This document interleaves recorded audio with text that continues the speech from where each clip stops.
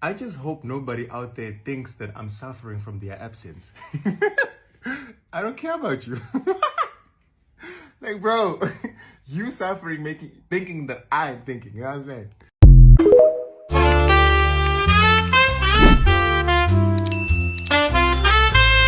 It's lonely at the top, but it's fine because it was also lonely at the bottom. Hi guys, welcome back to Claire Monica Talks. I'm your host Claire Monica and welcome back to my channel.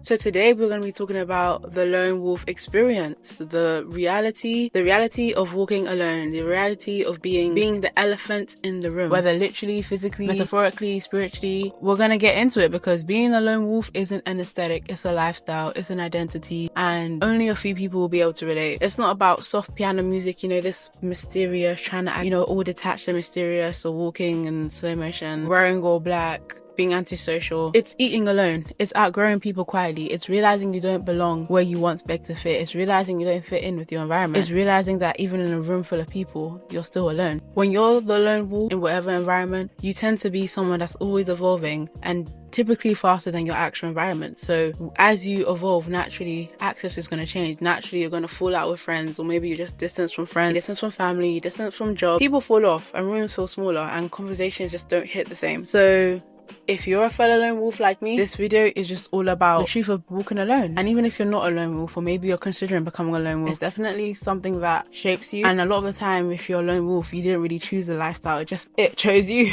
at that point. Sometimes you don't become a lone wolf becomes of you. Ooh, clock it. So yeah, walking alone is not about being better or being antisocial, becoming so solid in yourself, and it's becoming someone that refuses to mesh in or settle in or shrink so badly into the environment. It's just being someone that just refuses to shrink, being someone that refuses to blend in or settle where she or he doesn't belong. So yeah, let's talk about it, and make sure you guys like, comment and subscribe, and I'll see you at the end. Morgan, how did you get so confident? You don't care what people think. How did that happen? My own parents don't even like me, bitch. Not once in my life did they display a behavior that indicated that they liked me for who I was, rather than the performance that I put on to make them feel like they were successful parents by being a high overachiever and a golden child. I had to learn how to be myself, despite not having support in my home. Why would I have the capacity to care what you think about me? Because you didn't raise me. I didn't need to depend on you for survival. My parents, I did. And I cultivated an entire persona based upon that relationship. And guess what? I had to relinquish her. I had to let her go because I realized she didn't exist. She wasn't real. I had to understand myself and who I was through an entirely new lens. I had to rebuild my character, break it all down, rebuild it back up. So why would I care if you didn't like me? Because you either didn't like the character that I created that no longer exists, or you don't like me now that I had to work so hard to achieve. Either way, it doesn't matter if you don't like me, because I worked for it. You know what I'm saying? And when you know you improve other people's lives, you no longer are too pressed for friends. Because first of all, other people know this trait is within you and they seek you out anyway. There's never a moment where somebody is not trying to get closer to you and build certain bonds with you. But also, it's very rare that you have people in your life that pour back into you. Once you reach a certain position in life, especially if you're the first in maybe your age group to do it, there's not many resources amongst your peers that can even improve your life in certain ways. And most people are more prone to become a user or distraction to you rather than an improvement to your life. And if you are this type of person, you probably have a string of friendships that people propped up with you only to use you and then discard you later. Once you reach a certain level, the best use of your time honestly is investing back into yourself, because you're in an environment to where few people can really invest in you in ways that matter. And so none of your friendships are really equal in nature. You start becoming people's emotional support human. Maybe they start looking for you for financial support. You start being their emotional brain. You're their social handbag. You basically are made into a personal assistant when seeking friendship, because people are only seeking friendship with you because they see how transformative you've been in your own life, and therefore they will befriend you to try to make you bring that transformativeness into their own life simply off proximity to you and by using the history they have with you that they've developed under the guise of friendship to later exploit you. This is why I always say, no new friends. And also why I keep friendship as an avenue in my life, but it's not the center of my life. Friendships come and go, especially when you are somebody that is constantly evolving. And a lot of people will try to make friendships deeper than they really are because they want to have proximity and access to you even beyond the times that they shouldn't. And a lot of friendships are just distractions. I've wasted years of my life focusing on somebody who whole time just wanted my focus because they knew if I was focused on my life, I probably wouldn't give them access to it. And when you're aware of the fact that people are targeting you for friendship, not because you seem just like a cool person, but because you also seem like an ambitious person, you'll be very selective because they're not coming for the energy of friendship. They want your labor. And I don't want to be in any relationship that feels like labor. If it's not labor, that's actually deepening our bond and our own understandings of ourselves.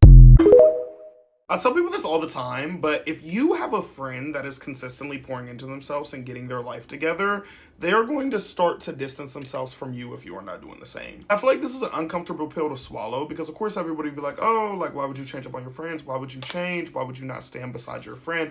But I just feel like a lot of times the relevancy that you have with certain people, in a way, decimates as you start to progress along your purpose and your journey if they are not doing the same. And I'm not saying that we need to all do the same things, but what I am saying is if I'm doing something and you are doing nothing, then we are just not going to have a lot to talk about. If our conversations used to be dominated by us gossiping or drama or just anything of that sort, and I no longer want to spend my time on that because I'm focused on the task at hand, then we just might not talk as often.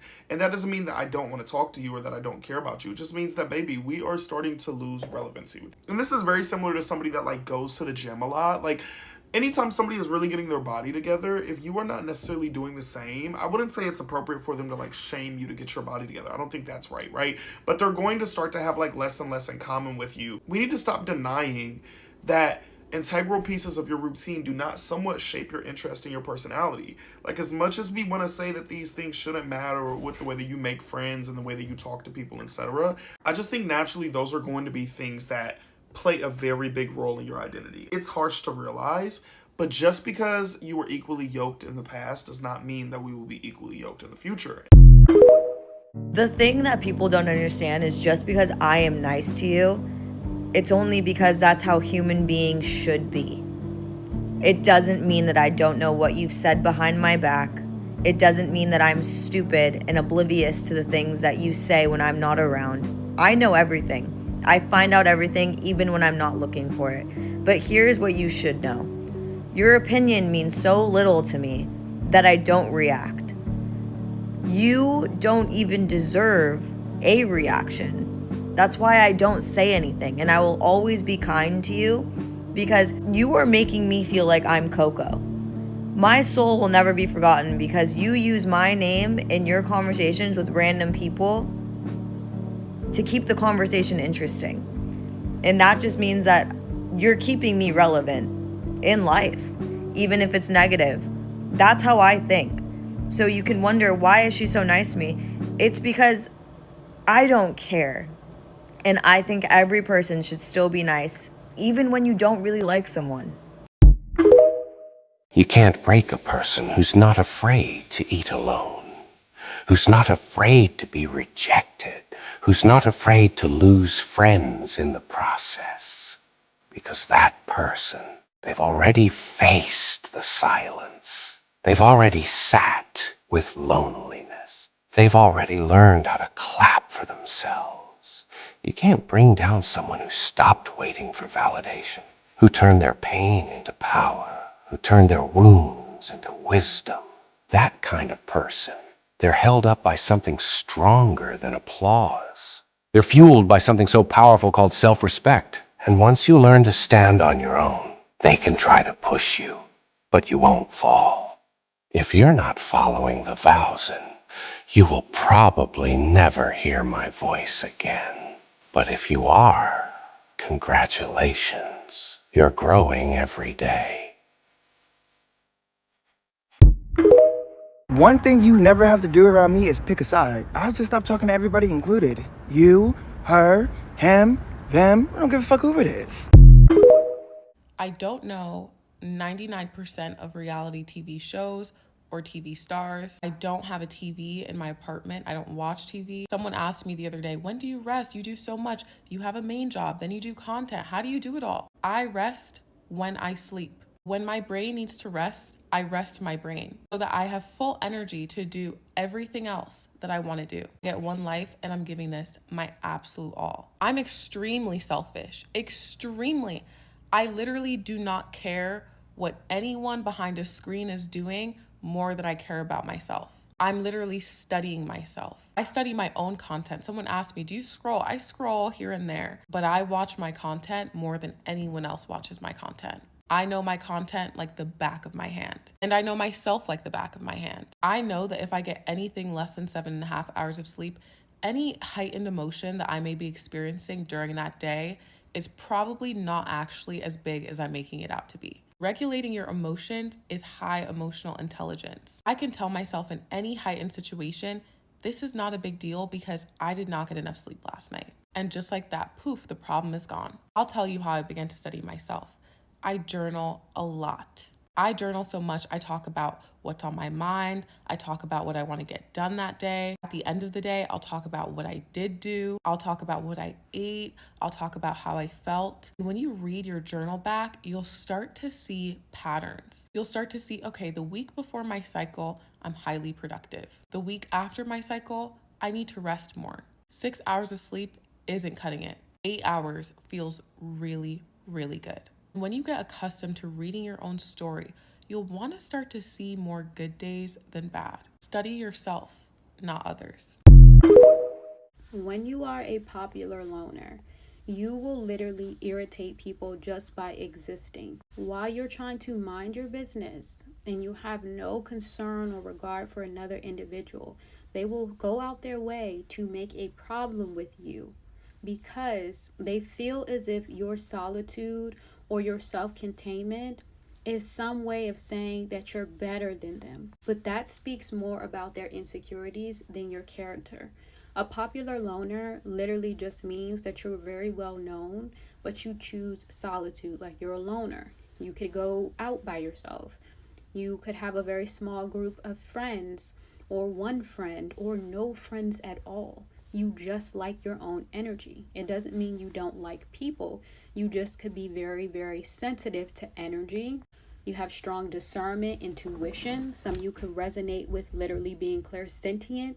So being around a whole bunch of people literally drains you. You also pick up on things people don't say. You're very, very sensitive to energy, okay? And whenever somebody is self-contained, whenever your energy cannot be easily accessed, you automatically have this level of superiority in people's eyes, because a lot of people operate for validation, personal gain, wanting to be able to crack or uncover the next individual, especially if they find that person intriguing. But when you don't give a window or an open door to your energy, it tends to make people feel as if you think that they're not on your level, when in reality, you're not worried about them at all. You could have had a lot of individuals, family, friends, relationships, people in general, feel very, very off-put by your level of self-containment.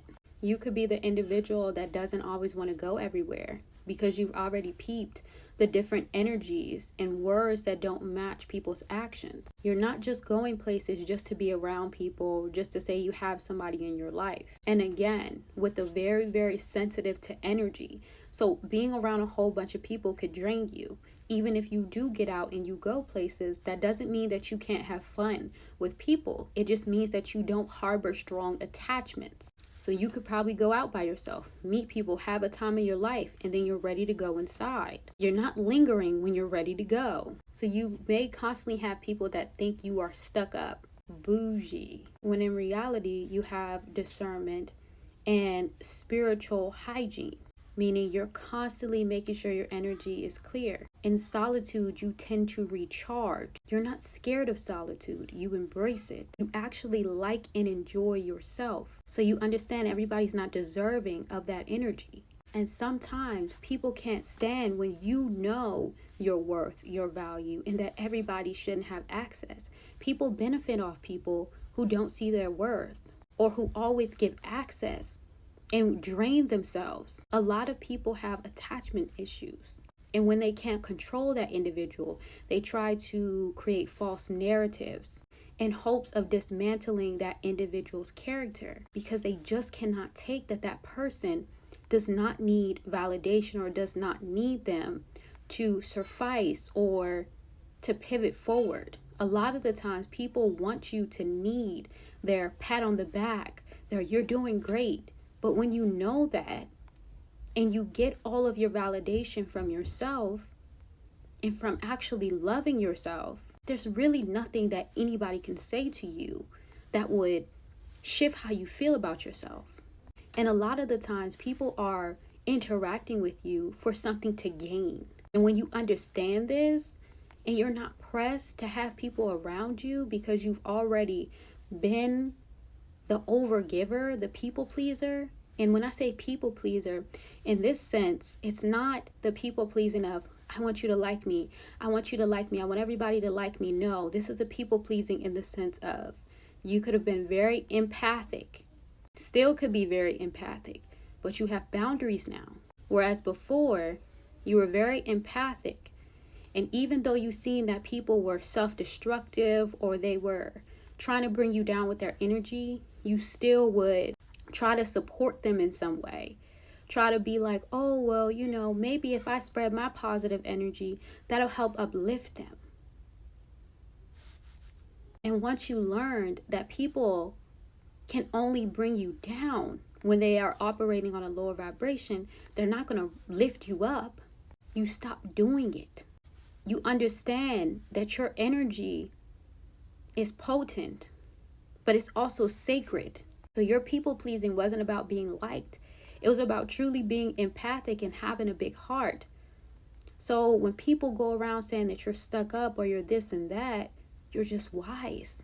You just have experience. You're seasoned. It kind of reminds me of that person that goes around wanting everybody to like them or wanting everybody to be their friend or overgiving. You'll be the person that sees through that person, because a friend to everyone is a friend to no one. And this will also trigger people who cannot fool you or manipulate you. Because what do you mean you're not taking my gestures? Because a lot of the time, people are not being nice just to be nice. They're doing it so that they can gain something from you, from the interaction. Sometimes people just do stuff just so they can go and tell people they did something for you. Whoever I'm talking to, you're comfortable with not being liked. And that makes people not like you even more. But also it makes people admire you, because people secretly want to be like that. A lot of people secretly want to not care what somebody else thinks about them. And I always think it's funny because it's this misconception about people who are loners or whatever the case may be, that they're not fun or that they're boring. You are a party in yourself. And that's why a lot of people tend to try to attach to you. And they get upset because why do you want to keep all that energy to yourself? Because you enjoy it and you deserve your energy. It's like people wanting you to give them warmth they haven't earned. It reminds me of this Halsey song. I believe it's called Nightmare. And she says something along the lines of, she said, I got no one to smile for. I waited a while for a moment to say I don't owe you a goddamn thing. Like, that's you, okay? That would be your energy. Because a lot of the times people want you to warm up to them, to drop your guard. Why aren't you smiling? Why aren't you doing this? Why are you doing that? Because that would make them feel more comfortable, because they're intimidated by your energy that doesn't feel the need to perform. You're not bothering anybody by not doing a song and dance. And because you keep to yourself, that causes people to want to be around you even more, or want to understand you, or even in their mind say, what is this person hiding? She also says in the song, no, I won't smile, but I'll show you my teeth. So you could even have a lot of people tend to want you to, again, soften up to them, open up to them. Or you may even have people try to like mess with you, think you're an easy target because, again, you're self-contained. You're not going around puffing your chest out. but they learn very quick you'll bite if need be. So back up. And then that infuriates them even more, because not only do you mind your business, but you can't be bullied. A bully can only get through to somebody who actually cares. And when other people are rendered null and void or non-existent in your reality, and I think on my mouth of you want to say distance, like you keep your distance from people, it's like they're not relevant. It's like I said the other day on my other video, I said something along the lines of, you create your own narrative, and a lot of the times people are just in the background wanting to be written into your script. Or I said something like wanting a scene in your script. You get it. But it's your life. So you get to choose the energies that you have in it and that you have around you. And because you're selective, that will be a problem, because a lot of people are still fighting to be chosen. But when you choose yourself, you don't harbor that energy. What competition when you are the only person that can literally be you? The truth about being a lone wolf is that you can move on so quickly. You don't hold on to people. You don't think about people. Like, out of sight, out of mind. I know for me, I've generally been that person, and some may say it's a coping mechanism, some may say it's a toxic trait, but honestly, when I cut friends off, cut people off, or I'm just not around people, I'm not thinking about them. I'm not wondering on a random Tuesday, what's this person doing? I'm not stalking on social media. Like, I've generally just living in the moment, to the point where if I have friends or family that haven't spoken, let's say months or years, and let's say there's a celebration or something coming up or birthday, sometimes I generally forget, not because of malice or not because of not caring, but generally, if I haven't been around someone, if I haven't spoken to someone, if they're not in my vicinity, my brain doesn't even go there.